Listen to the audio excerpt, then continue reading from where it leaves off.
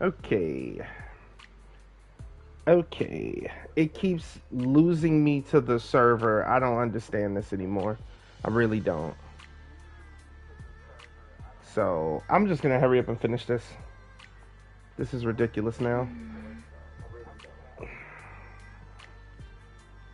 It's not my internet. It just keeps losing the server. I don't understand. Alright.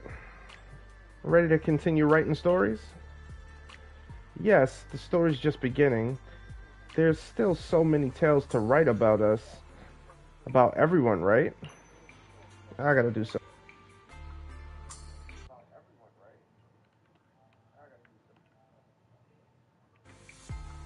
I don't know if that has something to do with it, but I'll try it.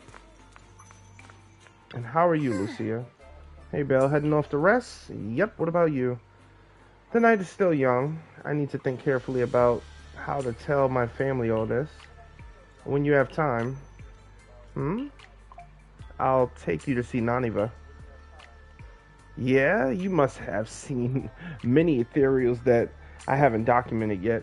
Take me with you next time you go looking for ethereals. Not just Naniva, but also the golden blast crawler and all sorts of things.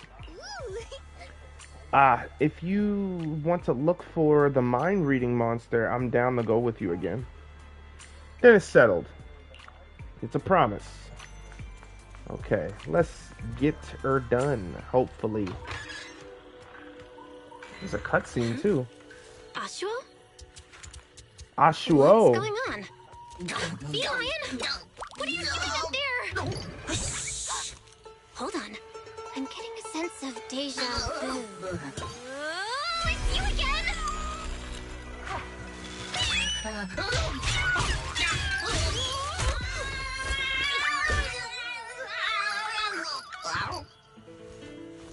Is he okay? Is that Dalen? Remember, if you see a girl with a big fluffy tail, flowing light brown hair, and wearing a pretty red ribbon, then you should call her Senior?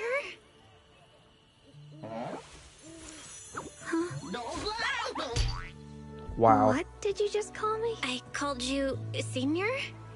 Wait, are you saying I have a junior now? Oh, she is too hype. Breathe. Calm yourself. There. Sorry, I lost my composure for a moment. Don't worry about it, Senior. Don't worry about it, Senior. Breathe. Focus. Senior Fufu told me to call you that if I ever met you. I didn't get it wrong, did I? No, of course not. It's just surprising that simply going out for a stroll could lead to something like this. I'm already being called Senior now. Oh, right. I'm Ye Xuanguang, and your name is? I'm Belle. All right then, Junior Belle. From now on, you can call me Senior Xuanguang, or Second Senior Sister. But I suppose just plain Senior sounds more impressive. You've actually got another junior. I'll go get him. That's okay. I have things to do, so I have to get going. Oh, make sure you don't tell Shifu about what happened tonight. Got it. As you command, Senior. Huh? What's wrong? Have we met somewhere before? Nope. This is my first time in Wi-Fi. Well, I've got to get going, but I have a feeling we'll be seeing each other very soon. Wow. Shuangguang. Amazing. What was that sound?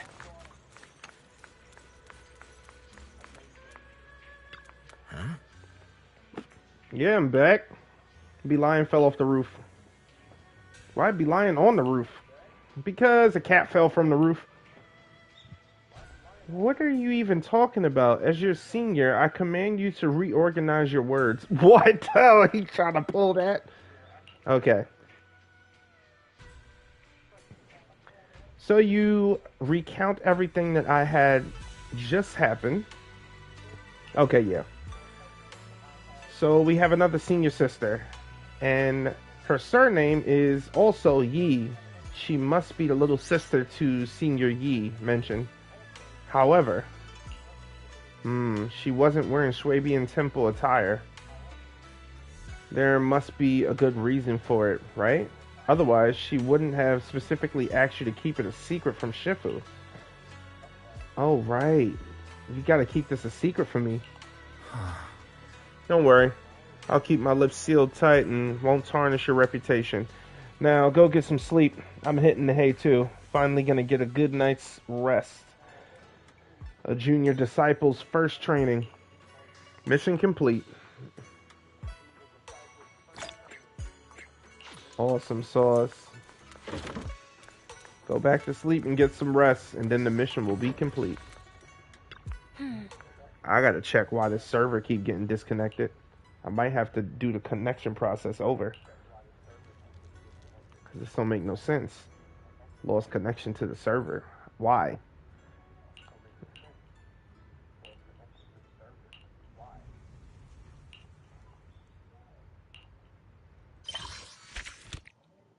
Alright, unlock the goodies.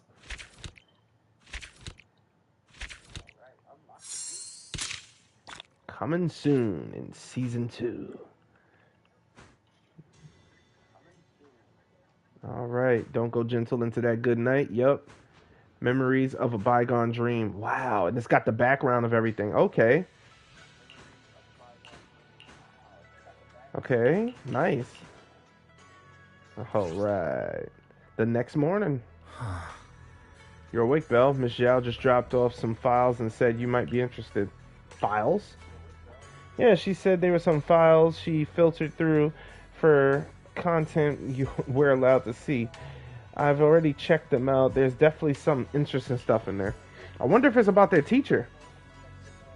I left the files on a desk near the HDD terminal. Feel free to check them out if you're interested. Ooh, everything scares me. Everything scares me. It's like, oh, disconnected again. Uh-huh. Let's see what's written. Oh, it's Moss's notes.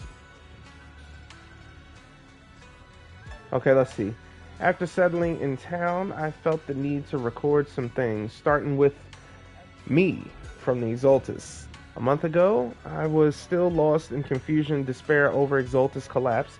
I received a message from Sarah. Fortunately, she had gained the creator's favor and would proceed with the next phase of the plan in Timesworn Hills. Over the last 2 weeks, I brought prepared sedatives and Lumai ore, meeting Sarah at Timesworn Hills as instructed. Someone called Yidhari was traveling with her. Next, she assisted Yidhari in beginning the manifestation. During the 2-day continuous manifestation, the town appeared. Meanwhile, the miasma entwined with the Yidhari in the unpredictable form. Entwined with Yidhari in an unpredictable form. I suspected it might be Sarah's power, but quickly dismissed that thought.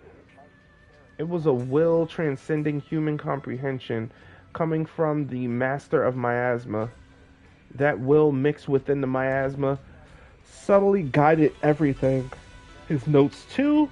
Sarah left and I had nowhere to go, unable to reach the audience grounds, too ashamed to return to Wi-Fi Peninsula, only able to wander the hollows.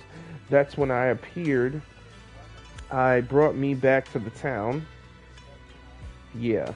Okay, that does say that. I brought me back to the town. Initially, my skin was dull, with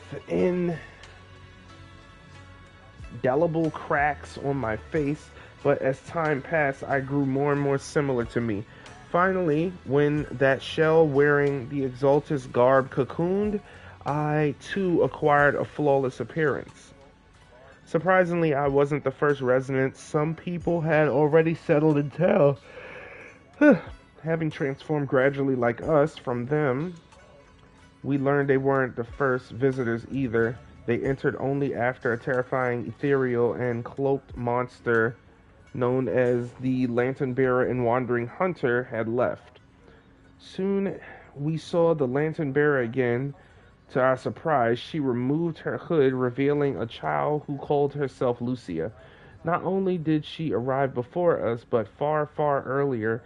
More surprisingly, she was created by the Wandering Hunter's will. How could this be? Did she skip the cocooning process? Is her true form an ethereal? How could it how could that even be if we and the cocoons become ethereals? We here could continue to exist. I wanted to experiment to find out, but didn't dare take the risk. His notes, part 3. I conducted the experiment anyway. With one resident consent, I cut open their cocoon. Soon the body inside became an ethereal, and resident didn't vanish, proving both could exist simultaneously. However, the unbreakable coexistence of Lucia and the Wandering Hunter didn't manifest. The ethereal launched frenzy attacks against us, even trying to destroy other cocoons. We had to eliminate the ethereal, and with that, the resident vanished forever. I will remember their sacrifice for this experiment. This must be kept secret from most residents. They don't need to know this panic-inducing outcome. They only need to know the cocoons will be protected forever, that they are our blessing to avoid becoming ethereals. They should just keep living according to their dreams, repaying this blessing. Whoa, bruh. So he conducted experiments. Okay, alright. I met Monito and his companions on a whim. I gave everyone in the town a name, Drowned Ideals, to shake up their 3 people and accelerate the creation of Drowned Ideals. I concealed some details like the Wandering Hunter and the cocoon. However, Belle seemed unmoved and her thoughts remained inscrutable. There's something else worth mentioning. I saw another Lucia in adult Lucia. Before that, I always thought the Wandering Hunter was little Lucia's true form, but it seems it's not that simple. If the Lucia who came to the town is the real deal, then who exactly is the Wandering Hunter? When little Lucia came to town again, I asked her in detail about the Wandering Hunter. This made me change my definition of drowned ideal and finally helped me piece together the chronological order of their appearances. From the first drowned ideal to the latest one, here's the sequence. 8 years ago, little Lucia's father was corrupted in the depths of Time-Sworn Hills. Yeah, we learned that. Creating little Lucia soon after he became an ethereal, but they didn't reject each other. Instead, they formed a unique symbiotic relationship. They stayed in the hollow for 8 years, and little Lucia called it hide and seek.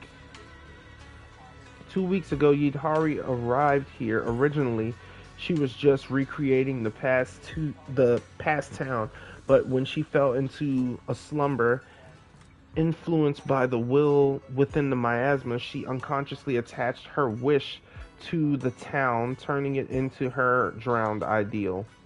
12 days ago, the first group of trapped miners arrived in the town and became drowned ideals. Some had rather strange specialties, who dreams of becoming a street thug. Yeah, who dreams of becoming a street thug? 11 days ago, I arrived in town. 10 days ago, a group of Hollow Raiders arrived. More people kept coming after that.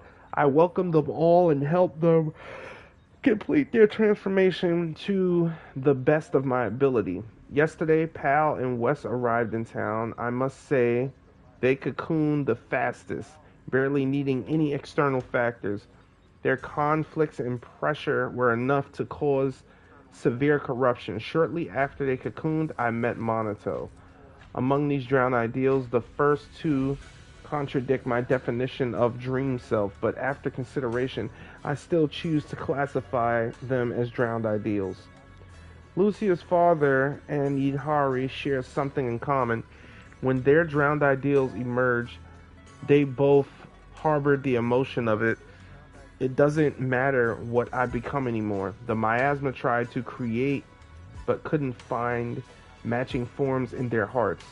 Their dreams had no future selves.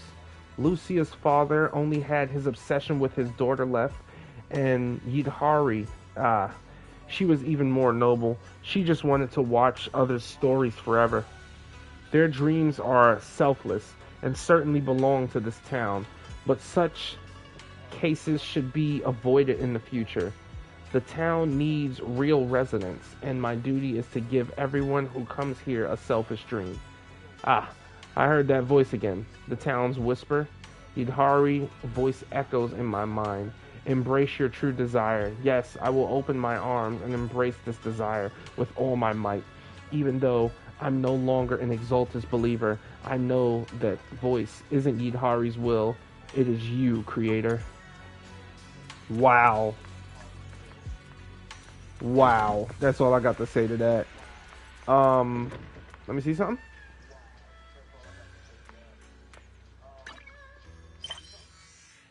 Yep, that's all done. I will continue this another time. But for now, I'm going to bed. I gotta work tomorrow. I will see y'all in the next one. And thank you again for stopping by. This is just becoming a disaster.